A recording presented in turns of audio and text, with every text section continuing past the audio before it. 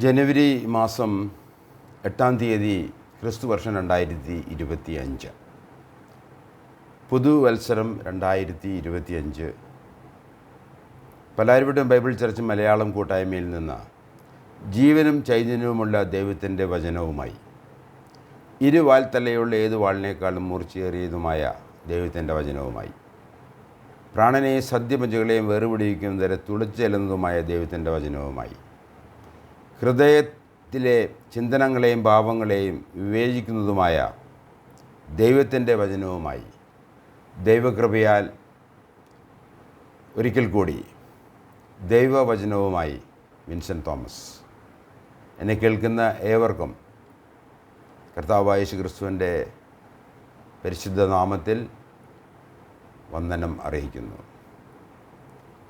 ഇന്നത്തെ തിരുവചന വായനയ്ക്കായിട്ട് എടുത്തിരിക്കുന്ന വേദഭാഗം യോഹന്നാൻ എഴുതിയ ലേഖനം അതിൻ്റെ 5-ാം അധ്യായത്തിൻ്റെ 20-ാം വാക്യമാണ്. അപ്പസ്തോലനായ യോഹന്നാൻ എഴുതിയ സഭയ്ക്ക് എഴുതിയ 1-ാം ലേഖനത്തിൻ്റെ 5-ാം അധ്യായത്തിലെ 20-ാം വാക്യം വായിക്കാൻ ഞാൻ ആഗ്രഹിക്കുകയാണ്. അത് ഇപ്രകാരമാണ് മലയാളത്തിലേക്ക് പരിഭാഷപ്പെടുത്തിയിരിക്കുന്നത്. ദൈവപുത്രൻ വന്നു എന്നും സത്യദൈവത്തെ അറിവാൻ നമുക്ക് വിവേകം തന്നു എന്നും നാം അറിയുന്നു. നാം സത്യദൈവത്തിൽ അവൻ്റെ പുത്രനായ യേശുക്രിസ്തുവിൽ തന്നെ ആകുന്നു. അവൻ സത്യദൈവവും നിത്യജീവനും ആകുന്നു. ഈ വർഷം കഴിഞ്ഞ ബുധനാഴ്ച നമ്മൾ ആരംഭിച്ചതാണ്. ഒരു ആഴ്ച നമ്മളെ പിന്നിട്ടിരിക്കുകയാണ്. നമുക്ക് പ്രാർത്ഥിച്ച് ഈ പുതുവത്സരത്തിൽ നമുക്ക് ദൈവകൃപകൾക്കായിട്ട് ദൈവവചനം മനസ്സിലാക്കുവാനായിട്ട് വിവേകം ലഭിക്കാൻ തക്കവണ്ണം സത്യദൈവത്തെ അറിയാൻ തക്കവണ്ണം നമുക്ക് പ്രാർത്ഥിച്ച് ഇന്ന് നമ്മുടെ ക്ലാസ് ആരംഭിക്കാം. ഞങ്ങളുടെ ദൈവമായ കർത്താവേ, സ്വർഗീയ പിതാവേ, ദൈവത്തെ അറിയുക, അതിലപ്പുറം വേറൊരു അറിവില്ല. ഞങ്ങളെല്ലാ അറിവും അതിലേക്കാണ് ചെന്നെത്തേണ്ടത് എന്ന് ഞങ്ങൾ അറിയുന്നു. അതിൽ കർത്താവെ, ഞങ്ങൾ തിരുവചനത്തിലേക്ക് തിരിയുമ്പോൾ അതിൽ തന്ന ദൈവത്തെ, ഞങ്ങളുടെ സൃഷ്ടാവായ ദൈവത്തെ, ഞങ്ങളുടെ രക്ഷകനായ ദൈവത്തെ, പുത്രനെ തന്ന് ഞങ്ങളെ സ്നേഹിച്ച ദൈവത്തെ അറിയാൻ തക്കവണ്ണം, വിശ്വസിക്കാൻ തക്കവണ്ണം അടിയങ്ങളെ പരിശുദ്ധാത്മാവിനെ സഹായിക്കണമേ. യേശു ക്രിസ്തുവിൻ്റെ നാമത്തിൽ അപേക്ഷിക്കുന്നു. ആമേൻ. സങ്കീർത്തനം 90 അതിൻ്റെ 2-ാം വാക്യത്തിലാണ് നാം കഴിഞ്ഞ ഈ വർഷം ആരംഭിച്ചത്. കാരണം ഏതൊരു ആരംഭവും അത് ദൈവത്തിൽ നിന്ന് തന്നെ ആയിരിക്കണം. ഇംഗ്ലീഷിൽ അതിന് ടോപ്പ് ടു ബോട്ടം എന്നാണ് പറയുക. ടോപ്പ് ദൈവമാണ് ഏറ്റവും മുകളിലുള്ളത്. അവരിൽ നിന്ന് താഴെയുള്ള നമ്മിലേക്ക്, മനുഷ്യരിലേക്ക്, മനുഷ്യരിൽ തുടങ്ങി ദൈവത്തിലേക്ക് എത്തുന്നതല്ല ക്രൈസ്തവ വിശ്വാസവും വേദപുസ്തക വിശ്വാസവും. മുകളിൽ നിന്ന്, സ്വർഗത്തിൽ നിന്ന്, ദൈവത്തിൽ നിന്ന് മനുഷ്യനിലേക്ക്, അങ്ങനെയാണ് നാം നമ്മുടെ ജീവിതം ആരംഭിക്കേണ്ടത്, നമ്മുടെ പുതുവർഷം ആരംഭിക്കേണ്ടത്. അതിനായിട്ട് നമ്മൾ ഉപയോഗിച്ച വേദഭാഗം അത് സങ്കീർത്തനങ്ങൾ, അതിൻ്റെ 90-ാം സങ്കീർത്തനത്തിൻ്റെ 2-ാം വാക്യം നമ്മൾ വായിച്ചുകൊണ്ടാണ് ഈ വർഷം ആരംഭിച്ചത്. പർവ്വതങ്ങളുണ്ടായതിനും നീ ഭൂമിയെയും ഭൂമണ്ഡലത്തെയും നിർമ്മിച്ചതിന് മുമ്പേ നീ അനാദിയായും ശാശ്വതമായും ദൈവം ആകുന്നു. ഇതിൻ്റെ രത്നചുരുക്കം, ഈ പ്രപഞ്ചത്തിൽ ദൃശ്യവും അദൃശ്യവുമായ സകലതും നിർമ്മിക്കപ്പെടുന്നതിനും ഉണ്ടാക്കപ്പെടുന്നതിനും മുമ്പേ, ബിഫോർ, ദൈവം ഉണ്ട്. ആ ദൈവത്തെ അറിയുക, ആ ദൈവത്തിൽ നിന്ന് ആരംഭിക്കുക, ആ ദൈവത്തിൻ്റെ പദ്ധതി, ആ ദൈവത്തിൻ്റെ ഉദ്ദേശങ്ങൾ, പ്രത്യേകിച്ച് പാപിയായ മനുഷ്യനെക്കുറിച്ചുള്ള ഉദ്ദേശങ്ങൾ നമ്മൾ മനസ്സിലാക്കി ഈ വർഷം ധന്യമാക്കേണ്ടത് നമ്മുടെ വ്യക്തിപരമായ ഉപദേശമാണ്. ഞങ്ങളുടെ ഈ ശുശ്രൂഷ, പലാരിവട്ടം ബൈബിൾ ചർച്ച് മലയാളം കൂടെ ശുശ്രൂഷ നിങ്ങൾക്ക് ആ വിധത്തിൽ ഗുണകരമായിരിക്കണം എന്നാണ് ഞങ്ങൾ ആഗ്രഹിക്കുന്നത്. ഇത് തീർച്ചയായിട്ടും ദൈവത്തെക്കുറിച്ച് പറയുന്ന കർത്താവ് അനാദിയായും ശാശ്വതമായും ദൈവമാകുന്നു. ഫ്രം എവർലാസ്റ്റിംഗ് ടു എവർലാസ്റ്റിംഗ് എന്ന് പറഞ്ഞാൽ നിത്യമായിട്ട് ദൈവം മാത്രമാണ് ഉള്ളത്. ആ ദൈവത്തെയാണ് നമ്മൾ അറിഞ്ഞ് അവനെ സൃഷ്ടാവാണ് എന്ന് നമ്മൾ ഉൽപ്പത്തി പുസ്തകം 1-ാം അധ്യായത്തിൻ്റെ 1-ാം വാക്യത്തിൽ അറിയാം. ദൈവം എല്ലാം നിർമ്മിച്ചു, എല്ലാം ഉണ്ടാക്കി, 6 ദിവസം കൊണ്ടുണ്ടാക്കി, 7-ാം ദിവസം അവൻ വിശ്രമിച്ചു. അങ്ങനെ 7 days ക്രിയേഷൻ, 7 ദിവസം കൊണ്ടുള്ള ഉൽപ്പത്തിയാണ് നാം ക്രൈസ്തവ വിശ്വാസമായി സ്വീകരിച്ചിരിക്കുന്നത്. എന്നാൽ ഈ മോശയുടെ സങ്കീർത്തനം നമ്മൾ വായിക്കുമ്പോൾ എത്രയോ അത്ഭുതകരമായ വാക്യങ്ങളാണ് നമുക്ക് വിശ്വസിക്കാൻ തക്കവണ്ണം മോശ എഴുതി വച്ചിരിക്കുന്നത്. ഈ മോശയെക്കുറിച്ച് ഈ സങ്കീർത്തനം മോശയുടെ സങ്കീർത്തനമാണെന്ന് ഈ സങ്കീർത്തനം തന്നെ പറയുന്നുണ്ട്. കർത്താവ് അതിൻ്റെ ശീർഷകം, അത് നമ്മൾ സാധാരണ ഒരു പ്രശ്നമുള്ളത് മലയാളത്തിലെ ശീർഷകം, അതിൻ്റെ ഹെഡിങ് അത് സാധാരണ പരിഭാഷപ്പെടുത്താറില്ല. എന്നാൽ ഇംഗ്ലീഷിൽ അത് വായിക്കുമ്പോൾ, എബ്രായ ഭാഷയിൽ വായിക്കുമ്പോൾ, അതിൻ്റെ പരിഭാഷകളിൽ വായിക്കുമ്പോഴെല്ലാം അത് മോശയുടെ സങ്കീർത്തനമാണ് എന്നും ദൈവ മനുഷ്യനായ മോശ എഴുതിയതാണ്. എ മാൻ ഓഫ് ഗോഡ് എന്നാണ് ഇംഗ്ലീഷിലേക്ക് പരിഭാഷപ്പെടുത്തിയിരിക്കുന്നത്.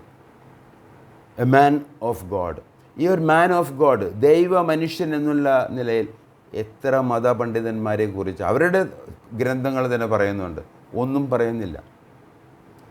എന്നാൽ ദൈവത്തിൻ്റെ പരിശുദ്ധാത്മ എഴുതപ്പെട്ട ഈ മോശയുടെ സങ്കീർത്തനത്തിൽ അത് പറയുന്നത് മോശ ദൈവ മനുഷ്യനായി നമുക്ക് വിശ്വസിക്കാൻ തക്കവണ്ണം,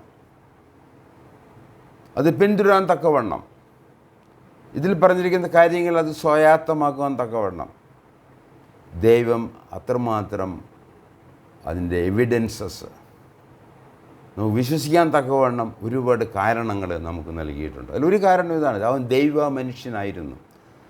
അതുമാത്രമല്ല, മോശ ദൈവ മനുഷ്യനായിരുന്നു എന്ന് മാത്രമല്ല, അവൻ്റെ ജീവിതത്തെക്കുറിച്ചും വേദപുസ്തകത്തിൽ എഴുതിയിട്ടുണ്ട്. 120 വർഷം അവൻ ജീവിച്ചു. 40 വർഷം ഫറവോൻ്റെ മകനായി ഫറവോൻ്റെ കൊട്ടാരത്തിൽ.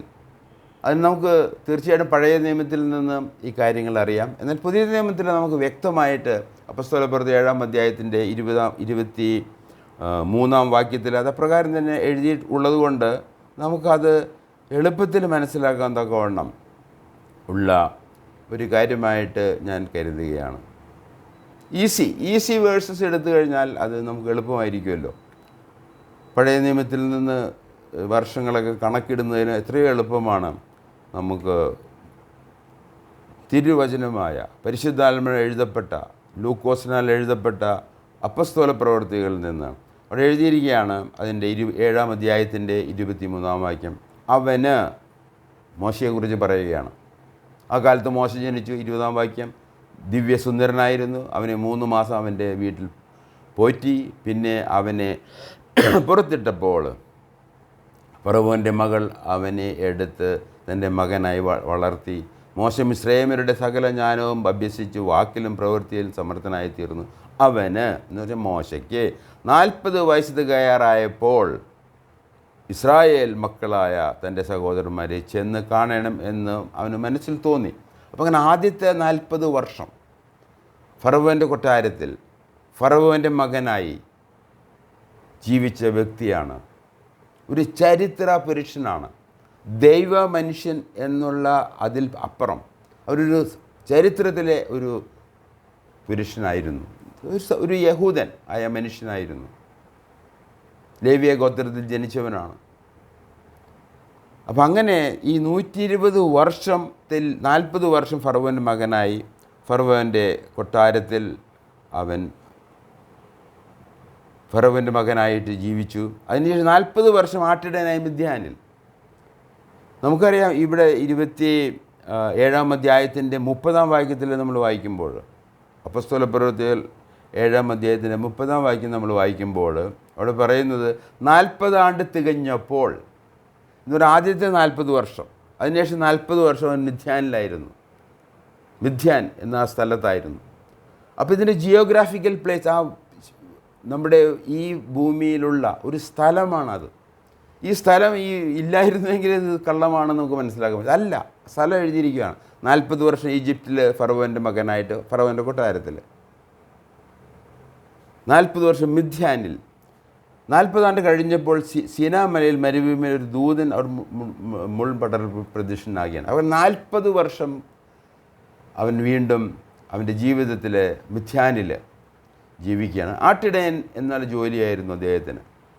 അവൻ ചെയ്ത ജോലി ആട്ടിടയനായിരുന്നു. അത് നല്ലൊരു ജോലിയാണ്. ആടുകളെ മേയ്ച്ച് ആടുകളെ മനസ്സിലാക്കി ഒരു മനുഷ്യന് നേതൃത്വം കൊടുക്കണമെങ്കിൽ ഒരു ആട്ടിടയൻ്റെ സ്വഭാവം നല്ലതാണ്. യഹോവൻ്റെ ഇടയനാകുന്നു എന്നെല്ലാം നമ്മൾ 23-ാം സങ്കീർത്തനത്തിൽ നിത്യമായി വായിക്കുന്ന എന്നും അറിയാവുന്ന ഒരു വിഷയം ആകുന്നുവല്ലോ. അതിനുശേഷം 40 വർഷം ഇസ്രായേൽ മക്കളോടുകൂടെ അവൻ മിഥ്യാൻ വരെ എത്തി. 40 വർഷം. അതിനുശേഷം 1500 BC ഈ 1500 എന്ന് പറയുമ്പോൾ അതങ്ങോട്ട് 2 വർഷം ഇങ്ങോട്ടും ആകാം. എന്നാൽ നമുക്ക് ഇതൊരു ചരിത്ര സംഭവമാണ്. നമ്മളുടെ ഈ ഭൂമിയിലെ ചരിത്രത്തിൽ നടന്ന സത്യമാണ് എന്ന് ബോധ്യമാക്കാനാണ് ഇതിൻ്റെ ഉദ്ദേശം, സമയം, ആ വർഷം ഞാൻ നിങ്ങളോട് പറയുന്നത്. 1500 BC. കാരണം 1446 പുറപ്പാട് സംഭവിച്ചു.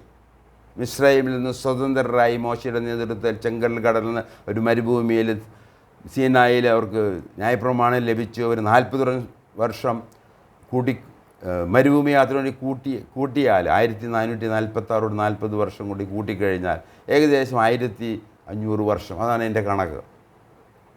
അപ്പോൾ 1500-ാം വർഷം BC, കർത്താവായ യേശു ക്രിസ്തുവിൻ്റെ ജനനത്തിനും മരണത്തിനും മുമ്പ് 1500 BC ബിഫോർ ക്രൈസ്റ്റ് മോശ മോവയിൽ വെച്ച് മരിക്കുകയാണുണ്ടായത്. ഈ മോശ ഒരു അത്ഭുത സൃഷ്ടിയായിരുന്നു. കാരണം അവൻ്റെ ജനനത്തിൽ അവൻ്റെ ഫറവോൻ്റെ മകൾ എടുത്തു വളർത്താനും ദൈവം അവനെക്കുറിച്ച് ഉദ്ദേശിച്ച പല കാര്യങ്ങളും അവൻ്റെ ജീവിതത്തിൽ വളരെ അത്ഭുതകരമായ രീതിയിലാണ് നടന്നത്. അങ്ങനെ ഈ മോശയ്ക്ക് ദൈവം പ്രത്യക്ഷനാകുകയാണ്. ദൈവം, അത് വളരെ എത്രയോ അത്ഭുതകരമായ ഒരു വിഷയമാണ്. ദൈവം അവന് പ്രത്യക്ഷനായി. അത് 7-ാം അധ്യായത്തിൻ്റെ 31-32 വരെയുള്ള വാക്യങ്ങളാണ് എഴുതിയിരിക്കുന്നത്. മോശ ഈ ദർശനം കണ്ട് ആശ്ചര്യപ്പെട്ടു. നമുക്ക് നോക്കുവാൻ അവൻ അടുത്ത് ചെന്നപ്പോൾ, ഞാൻ നിൻ്റെ പിതാക്കന്മാരുടെ ദൈവമായ അബ്രാഹമിൻ്റെയും ഇസഹാക്കിൻ്റെയും യാക്കോബിൻ്റെയും ദൈവം ആകുന്നു എന്ന് കർത്താവിൻ്റെ ശബ്ദം കേട്ട് മോശ വിറച്ചിട്ട്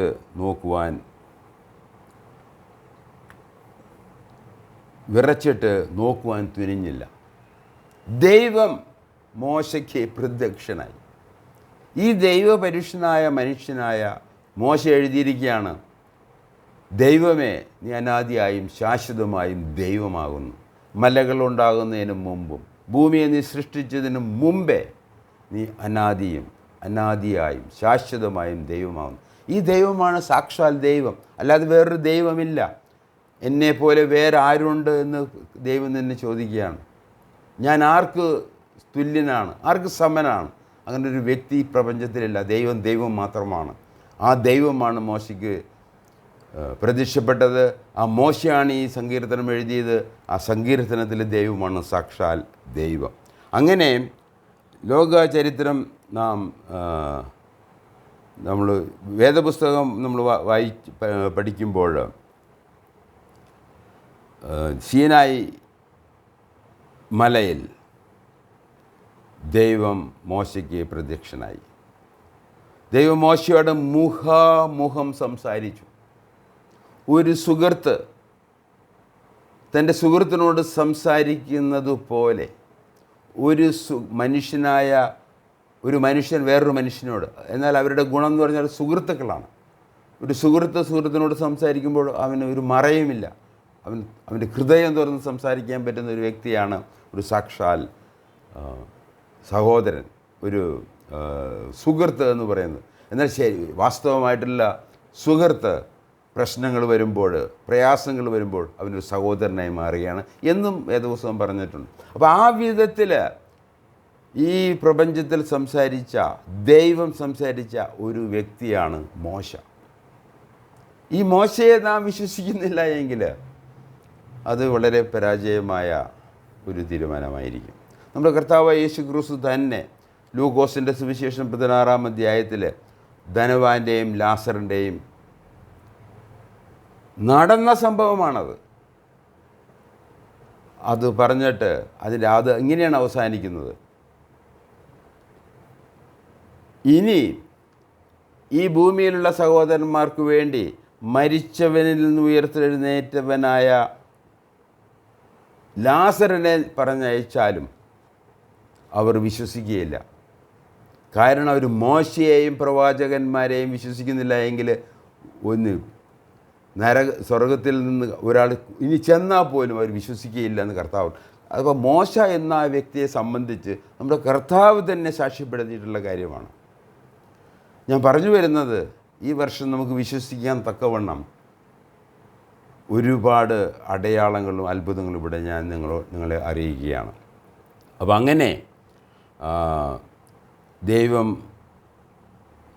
മോശയോട് മുഖാമുഖം, അത് പുറപ്പാട് പുസ്തകം 33-ാം അധ്യായത്തിൻ്റെ 11-ാം വാക്യത്തിലാണ് അത് എഴുതിയിരിക്കുന്നത്. ഞാൻ വായിക്കാൻ ആഗ്രഹിക്കുകയാണ്. പുറപ്പാട് പുസ്തകം 33-ാം അധ്യായത്തിൻ്റെ 11-ാം വാക്യം.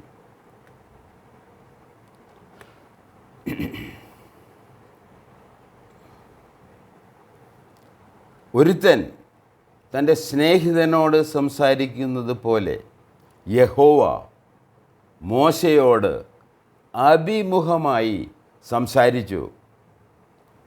പിന്നെ അവൻ പാളയത്തിലേക്ക് മടങ്ങി വന്ന് അവൻ്റെ ശുശ്രൂഷക്കാരനായ തൻ്റെ നൂൻ്റെ പുത്രനായ യോശുവ എന്ന ബാല്യക്കാരനോട് കൂടാരത്തെ വിട്ട് പിരിയാതിരുന്നു. അപ്പോൾ ഇവിടെ എഴുതിയിരിക്കുന്നത് തിരുവചനത്തിലെ ഒരു ചരിത്ര സംഭവമാണ്. ദൈവം മോശയോട് സംസാരിച്ചു എന്നുള്ളത്. ഇന്ന് നിങ്ങൾ ഇസ്രായേലിൽ പോയി ഒരു സർവേ നടത്തുകയാണെങ്കിൽ ഇസ്രായേലിനെ സംബന്ധിച്ച് ഏറ്റവും പ്രധാനപ്പെട്ട വ്യക്തി ആരാണ് എന്ന് നിങ്ങൾ ചോദിച്ചാൽ അതിൽ ഭൂരിപക്ഷവും പറയാൻ പോകുന്നത് എബ്രാഹിമിൻ്റെ പേരല്ല, യേശു ക്രിസ്തുവിൻ്റെ പേരല്ല, വേറെ ആരുടെയും പേരല്ല, പറയാൻ പോകുന്നത് മോശയുടെ പേരാണ്. കാരണം മോശയാണ് ന്യായപ്രമാണം നൽകിയത്. മോശയാണ് അവർക്ക് വീണ്ടെടുപ്പിൽ നേതൃത്വം നൽകിയത്. മോശയാണ് ഇന്നും ഇസ്രായേലിനെ സംബന്ധിച്ച് ഏറ്റവും വലിയ പ്രവാചകൻ. അങ്ങനെ നമ്മൾ ലോക ചരിത്രം പരിശോധിച്ചാൽ ദൈവവചനത്തിൽ ചരിത്ര സംഭവവും ചരിത്ര വ്യക്തികളും അവരുടെ എഴുത്തുകളും ഇന്നും എഴുതി സൂക്ഷിക്കപ്പെട്ടിരിക്കുകയാണ്. അതാണ് ഈ ബൈബിൾ എന്ന് പറയുന്നത്.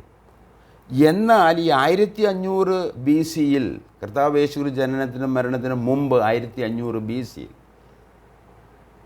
ദൈവം ആരായിരുന്നു? ആ ദൈവമാണ് സാക്ഷാൽ ദൈവം. എബ്രാഹിമിൻ്റെയും ഇസ്ഹാക്കിൻ്റെയും ഐസക്കിൻ്റെയും ദൈവം എന്ന് ദൈവം തന്നെ വെളിപ്പെടുത്തിയിരിക്കുകയാണ്. മോശയെ നമുക്ക് കാണിച്ചു തന്ന ദൈവം, എബ്രാഹിമിൻ്റെ ദൈവം, ഇസ്ഹാക്കിൻ്റെ ദൈവം, യാക്കോബിൻ്റെ ദൈവം, ഇതല്ലാതെ വേറൊരു ദൈവം ഈ പ്രപഞ്ചത്തിൽ ഇല്ല. എന്നാൽ ആശ്ചര്യം എന്ന് പറയട്ടെ, മനുഷ്യൻ ഒരുപാട് ദൈവങ്ങളെ സൃഷ്ടിച്ചിട്ടുണ്ട്, ഒരുപാട്. അത് നമ്മൾ പഴയ നിയമ ചരിത്രത്തിൽ പരിശോധിച്ചാൽ എന്ന് പറഞ്ഞാൽ കർത്താവ് BC-യിൽ, ബിഫോർ ക്രൈസ്റ്റ്, കർത്താവിൻ്റെ വരവിന് മുമ്പ് ഉള്ള ആ വർഷങ്ങൾ നമ്മൾ പരിശോധിച്ചാൽ എത്രയോ മതങ്ങളും ആണ് മനുഷ്യരുണ്ടാക്കിയിരിക്കുന്നത്. നമുക്കറിയാം ഏകദേശം BC 700 ആ കാലഘട്ടത്തിൽ. അപ്പം ഞാൻ BC 700 എന്ന് പറഞ്ഞാൽ കൃത്യമായ 700-7-ാം നൂറ്റാണ്ട് എന്നുള്ളൊരാശയമല്ല. ആ കാലഘട്ടത്തിൽ ചിലപ്പോൾ 600-ലാകാം 800-ലാകാം. ആ കാലഘട്ടത്തിൽ 2-3 നൂറ്റാണ്ടുകൾക്കുള്ളിൽ എത്രയോ മതങ്ങളാണ് ഈ ഭൂമിയിലുണ്ടായത്. നമുക്കറിയാം ബുദ്ധമതം. ഇതൊക്കെ നിങ്ങൾക്ക് ശരിയാണെന്ന് ബോധ്യമാകണമെങ്കിൽ നിങ്ങൾ ഇൻ്റർനെറ്റിൽ അത് പരിശോധിച്ച് നോക്കൂ, ബുദ്ധൻ എപ്പോഴാണ് ജനിച്ചത്. അതുപോലെ തന്നെ ജൈനമതം, അതിൻ്റെ സ്ഥാപകനാണ് മഹാവീർ. ഇവരെപ്പോഴാണ് ഈ മതങ്ങൾ സ്ഥാപിച്ചത്? ഇന്നും അവരെ പിന്തുടരുന്നവർ ലക്ഷങ്ങളാണ്. ബുദ്ധൻ, അതുപോലെ തന്നെ മഹാവീർ എന്ന വ്യക്തി സ്ഥാപിച്ച ജൈനമതം, അതുപോലെ ചൈനയിലെ ടാവോയിസം എന്ന് പറയും, അതുപോലെ തന്നെ ഇറാനിലെ സൗരാഷ്ട്രിയൻസ്, ഇപ്പോൾ മരിച്ചുപോയ നമ്മളുടെ രത്തൻ ടാറ്റ, അദ്ദേഹം ഒരു പാർസിയായിരുന്നു, സൗരാഷ്ട്രിയനാണ് അദ്ദേഹത്തിൻ്റെ മതം അതാണ്, സൗരാഷ്ട്രിയൻസ് ആണ്. അതുപോലെ കൺഫ്യൂഷ്യസ്, ചൈനയിലെ വളരെ പ്രസിദ്ധനായ ഒരു മതപണ്ഡിതനാണ്. അതുപോലെ ഷിൻഡോ മതം ജപ്പാനിൽ പോയി കഴിഞ്ഞാൽ, ഇതെല്ലാം ഓറിയൻ്റൽ റിലീജിയൻസാണ്. നിങ്ങൾ പരിശോധിച്ച് നോക്കൂ, ഇവിടെ സാക്ഷാൽ ദൈവത്തെ മോശ പരിചയപ്പെടുത്തുമ്പോൾ, അവനെ പ്രകീർത്തിക്കുമ്പോൾ, അവന് മഹത്വം കൊടുക്കുമ്പോൾ, മനുഷ്യരാൽ എത്ര മതങ്ങളാണ് സൃഷ്ടിക്കപ്പെട്ടിരിക്കുന്നത്. ഈ പറഞ്ഞ മതങ്ങളെല്ലാം തന്നെ കർത്താവായ യേശു ക്രിസ്തുവിന് മുമ്പുള്ള, കർത്താവായ യേശു ക്രിസ്തുവിൻ്റെ മനുഷ്യാവതാരത്തിന് മുൻപുള്ള മനുഷ്യനിർമ്മിത മതങ്ങളാണ്. എന്നാൽ ക്രിസ്തു വന്നു ആദ്യ നൂറ്റാണ്ടിൽ AD 33 അദ്ദേഹം മരിച്ചു. അപ്പോൾ അതിന് ശേഷം ഉള്ള 43-ാം ദിവസം ഉയർത്തെഴുന്നേറ്റു ശിഷ്യന്മാർക്ക് പ്രത്യക്ഷനായി, സ്വർഗ്ഗാരോഹണം ചെയ്തു, പരിശുദ്ധാത്മാവിനെ അയച്ചു, പെന്തക്കോസ്ത് നാളിൽ സഭ സ്ഥാപിക്കപ്പെട്ടു. അതിന് ശേഷം കഴിഞ്ഞ 2000 വർഷം നമ്മൾ പരിശോധിച്ചാൽ എത്രയോ പാഷണ്ഡ മതങ്ങളാണ് ഇന്ന് നിലവിലുള്ളത്. വേദപുസ്തകം ഉപയോഗിക്കുന്ന, അവർക്ക് സ്വന്തമായി രചിക്കപ്പെട്ട പുസ്തകങ്ങളുള്ള എത്രയോ പാഷണ്ഡ മതങ്ങളാണ്. അപ്പോൾ ഇവിടെ മതങ്ങളുണ്ട്. കർത്താവിന് മുമ്പ്, കർത്താവിൻ്റെ വരവിന് മുമ്പുള്ള മതങ്ങളാണത്, റിലീജിയൻ. എന്നാൽ ഇതങ്ങനെയല്ല, ഇത് പാഷണ്ഡമാണ്. It is heretic teachings. ഈ ദൈവത്തെയും ക്രിസ്തുവിനെയും വേദപുസ്തകത്തെയും നിരാകരിക്കുന്ന പാഷണ്ഡ മതങ്ങൾ, ഇതെല്ലാം കൂടിക്കഴിഞ്ഞാൽ നമുക്ക് ശ്വാസം മുട്ടുന്ന രീതിയിൽ, സാക്ഷാൽ ദൈവത്തെ കണ്ടെത്താൻ പറ്റാത്ത വിധത്തിൽ നമ്മളെ ശ്വാസം മുട്ടിക്കുന്ന മതങ്ങളും പാഷണ്ഡ മതങ്ങളും ഉള്ള ഒരു ലോകത്തിലാണ് നാം ജീവിക്കുന്നത്. ക്രിസ്തു വർഷം തുടങ്ങിയതിന് ശേഷം കഴിഞ്ഞ 2000 വർഷങ്ങളിൽ 100 കണക്കിന് പാഷണ്ഡ മതങ്ങൾ ഉണ്ടായി, ഇന്നും നിലനിൽക്കുന്നു. അപ്പോൾ പാഷണ്ഡ മതങ്ങൾ ഏതാണ് എന്നുള്ളത് ദൈവം അനുവദിച്ചാൽ വേറൊരു ദിവസം നമുക്ക് അതിനെ പരിഗണിക്കാമെന്ന് ഞാൻ വിചാരിക്കുകയാണ്. ഇതിനെ സംബന്ധിച്ച് വേദപുസ്തകം പറയുന്ന എങ്ങനെയാണ് ഈ മതങ്ങളും പാഷണ്ഡ മതങ്ങളും ഉണ്ടായത് എന്ന്, അതിനെക്കുറിച്ച് വേദപുസ്തകം പറയുന്നത് ഞാൻ നിങ്ങളോട് പറയാൻ ആഗ്രഹിക്കുകയാണ്. അല്ലെങ്കിൽ നിങ്ങൾ വിചാരിക്കും ഞാനുണ്ടാക്കി പറയുന്നതാണെന്ന്. എൻ്റെ സ്വാർത്ഥതയ്ക്ക് വേണ്ടി, എൻ്റെ പലാരിവട്ടം ബൈബിൾ ചരിത്രം നിലനിൽപ്പിന് വേണ്ടി, ഇതൊന്നുമല്ല. ദൈവത്തിൻ്റെ സത്യം നിങ്ങളെ അറിയിക്കുക എന്നുള്ളത് മാത്രമാണ് ഞങ്ങളുടെ ഉത്തരവാദിത്തം. അതുകൊണ്ട് അപ്പസ്തോല പ്രവൃത്തികൾ റോമാലേഖനം 1-ാം അധ്യായത്തിൻ്റെ 21 മുതൽ 25 വരെയുള്ള വാക്യങ്ങൾ വായിക്കാൻ ആഗ്രഹിക്കുകയാണ്. റോമാലേഖനം അതിൻ്റെ 1-ാം അധ്യായത്തിൻ്റെ, ഇതിനു മുമ്പ് പലവട്ടം മലയാളം ശുശ്രൂഷയിൽ നാം ഇത് വായിച്ചിട്ടുള്ള വേദഭാഗമാണ്. എങ്കിൽ കൂടി ഒരിക്കൽ കൂടി വായിക്കാൻ ഞാൻ ആഗ്രഹിക്കുകയാണ്. ഒരു ക്രൈസ്തവ വിശ്വാസിയും ഒരു ക്രൈസ്തവ ബൈബിൾ പഠിപ്പിക്കുന്നൊരു വ്യക്തി എന്നുള്ള നിലയിൽ എൻ്റെ ഉത്തരവാദിത്തങ്ങൾ രണ്ടേ ഉള്ളൂ. ഒന്ന്, സത്യം പഠിപ്പിക്കുക, പഠിപ്പിച്ച സത്യങ്ങൾ ഓർമ്മിപ്പിക്കുക. 2 ഉത്തരവാദിത്തങ്ങളെ എനിക്കുള്ളൂ. നിങ്ങളോട് ദൈവവചനത്തിൽ നിന്ന് സത്യം കണ്ടെത്തി സത്യം പ്രസംഗിക്കുക, അതാണ് എൻ്റെ ആദ്യത്തെ ഉത്തരവാദിത്തം. രണ്ടാമത്തെ ഉത്തരവാദിത്തം പറഞ്ഞ് കേൾപ്പിച്ച ദൈവിക സത്യങ്ങൾ വീണ്ടും വീണ്ടും ഓർമ്മിപ്പിക്കുക. കാരണം നമ്മൾ മറവിയുള്ളവരാണ്, അതാണ് ഞങ്ങളുടെ. അപ്പോൾ ഞാൻ ഇതിനു മുമ്പേ വായിച്ചിട്ടുള്ള റോമാലേഖനമാണെങ്കിൽ പിന്നെയും വായിക്കുകയാണ്. അത് തീർച്ചയായിട്ടും ഒരു റിമൈൻഡർ എന്നുള്ള നിലയിൽ നിങ്ങളത് കണക്കാക്കണം. അതിൻ്റെ 21 മുതലുള്ള വാക്യങ്ങൾ, അവർ ദൈവത്തെ അറിഞ്ഞിട്ടും, മനുഷ്യനെക്കുറിച്ച് പറയുകയാണ്, ജാതികളും യഹൂദന്മാരും മൊത്തം മനുഷ്യരെക്കുറിച്ച് പൗലോസ് അപ്പോസ്തലൻ പരിശുദ്ധാത്മാവിനാൽ എഴുതി രേഖപ്പെടുത്തിയിരിക്കുകയാണ്. അവർ ദൈവത്തെ അറിഞ്ഞിട്ടും അവനെ ദൈവമെന്ന് ഓർത്ത് മഹത്വീകരിക്കുകയോ നന്ദി കാണിക്കുകയോ ചെയ്യാതെ തങ്ങളുടെ നിരൂപണങ്ങളിൽ വ്യർത്ഥരായിത്തീർന്നു. അവരുടെ വിവേകമില്ലാത്ത ഹൃദയം ഇരുണ്ടുപോയി. അപ്പോൾ വിവേകമില്ലാത്ത ഹൃദയം.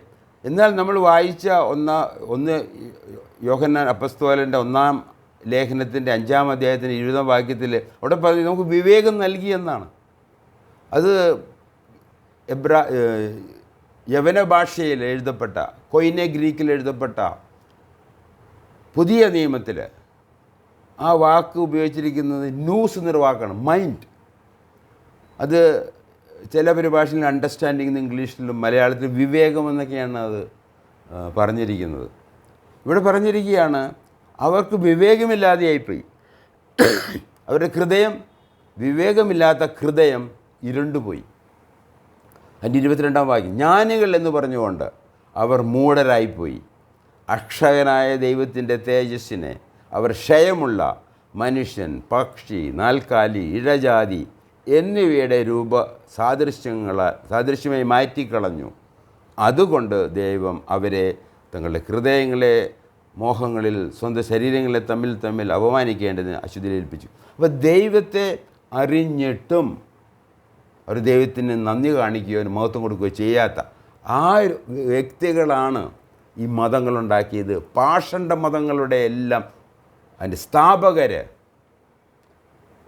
ഇങ്ങനെയുള്ള വ്യക്തികളാണ് എന്ന് ഓർപ്പിക്കാൻ ഞാൻ ആഗ്രഹം. അതുകൊണ്ട് ആയതിനാൽ തിരുവചനമാകുന്ന ബൈബിൾ പറയുന്ന ദൈവത്തിങ്കിലേക്ക് മാനസാന്തരം, ഒരു തിരിച്ചുവരവ്,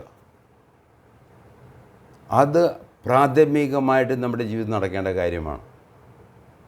ഇനി രണ്ടാമതായിട്ട് നമുക്ക് വേണ്ടത് യേശു ക്രിസ്തുവിൽ വിശ്വാസം, പാപപരിഹാരം. യേശു ക്രിസ്തു ഭൂമിയിലേക്ക് വന്ന് നമ്മൾ ദൈവത്തോട് അടുപ്പിക്കണം, പരിശുദ്ധനായ ദൈവത്തോട്, നമ്മുടെ സൃഷ്ടാവായ ദൈവത്തെ അടുപ്പിക്കാനാണ്. കാരണം പാപം നിമിത്തം, അതുകൊണ്ട് പാപത്തിന് പരിഹാരം വരുത്തിയത് കർത്താവായ യേശു ക്രിസ്തുവാണ്. അതുകൊണ്ട് ദൈവത്തിങ്കിലേക്ക് തിരിഞ്ഞ് കർത്താവായ യേശു ക്രിസ്തുവിൽ വിശ്വസിച്ച് ഒരു പുതിയ ആരംഭം, വീണ്ടും ജനനം, അതാണ് നമ്മളെ ദൈവം ആഗ്രഹിക്കുന്നത്. ഇത് ഞാൻ പറഞ്ഞുണ്ടാക്കിയ വിഷയമല്ല. പൗലോസ് അപ്പസ്തോല പ്രവൃത്തി 20-ാം അധ്യായത്തിൻ്റെ 21-ാം വാക്യത്തിൽ ഇപ്രകാരം എഴുതി.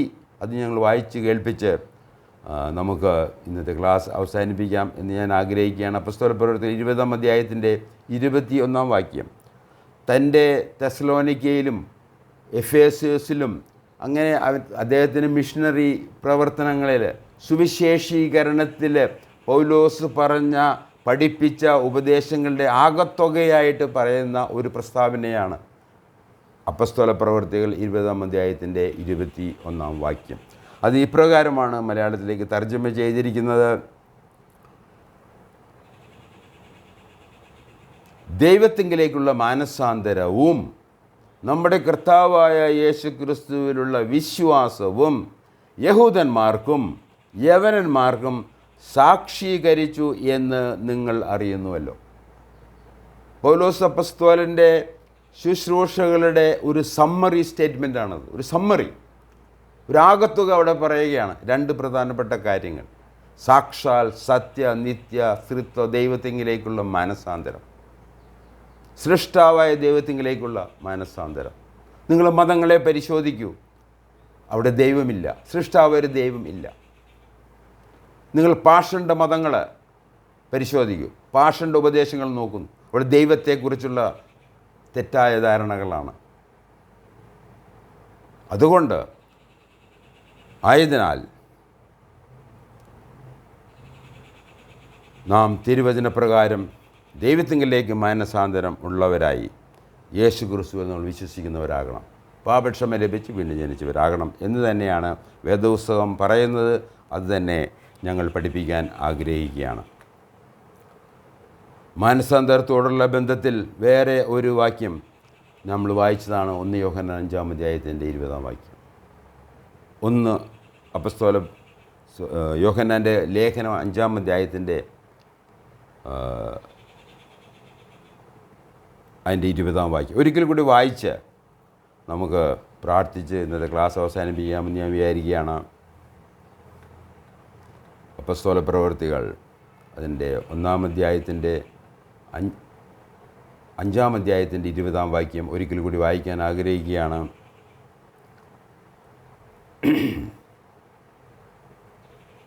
ദൈവപുത്രൻ വന്നു എന്നും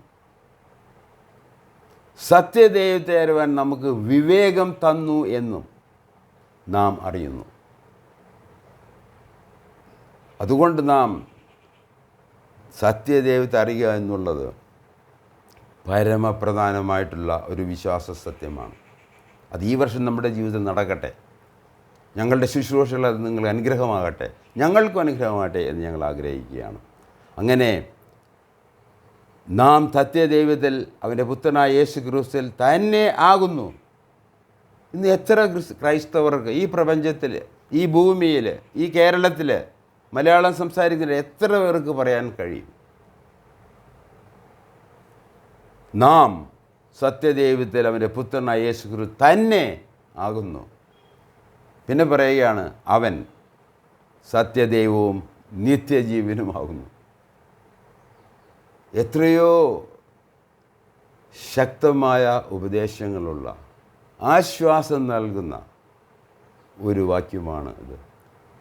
അതുകൊണ്ട് നാം ദൈവത്തിലേക്ക് തിരിഞ്ഞ്, സൃഷ്ടാവിലേക്ക് തിരിഞ്ഞ് അവന് നന്ദിയും മഹത്വം കൊടുക്കുന്നവരായി യേശു ക്രിസ്തുവിൽ വിശ്വസിച്ച് പാപക്ഷമയും നിത്യജീവനും ഉണ്ട് എന്നുള്ള ഉറപ്പോടുകൂടി ജീവിക്കാൻ ദൈവം നമ്മളെ സഹായിക്കട്ടെ.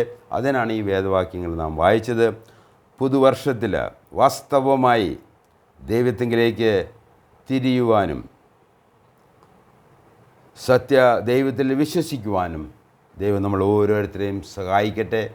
വിശ്വസിച്ചവർ അതിൽ നിലനിൽക്കുവാൻ തക്കവണ്ണം ദൈവം നിങ്ങളെ സഹായിക്കട്ടെ. നിങ്ങളുടെ ഉത്തരവാദിത്തങ്ങൾ ഏറ്റെടുത്ത് വാസ്തവമെടുത്ത് ദൈവവചനം വായിക്കാനും ധ്യാനിക്കുവാനും അതിൽ വിശ്വസിക്കുവാനും ദൈവം നമ്മളെ സഹായിക്കട്ടെ. നമുക്ക് പ്രാർത്ഥിച്ച് ഇന്നത്തെ ക്ലാസ് അവസാനിപ്പിക്കാം. നമ്മുടെ ദൈവമായ കർത്താവേ, സ്വർഗീയ പിതാവേ, ഞങ്ങളെ കേൾപ്പിച്ച നല്ല വചനത്തിനായിട്ട് നന്ദി പറയുന്നു. മോശയെപ്പോലെയുള്ള ദൈവ മനുഷ്യരെ തന്ന കൃപയ്ക്കായിട്ട് ഞങ്ങൾ നന്ദി പറയുന്നു. അവൻ പറഞ്ഞിരിക്കുന്ന കാര്യങ്ങൾ, ദൈവവചനത്തിലെ കാര്യങ്ങൾ അത് സത്യമാകിയാൽ അത് വിശ്വസിക്കുവാനും നിന്നിലേക്ക് തിരിഞ്ഞ് നിൻ്റെ പുത്രനിൽ വിശ്വസിച്ച് സത്യദൈവവും നിത്യജീവനുമുള്ളവരായി ജീവിക്കാൻ തക്കവണ്ണം ഞങ്ങളെ സഹായിക്കണമേ. യേശു ക്രിസ്തുവിൻ്റെ നാമത്തിൽ അപേക്ഷിക്കുന്നു. ആമേൻ.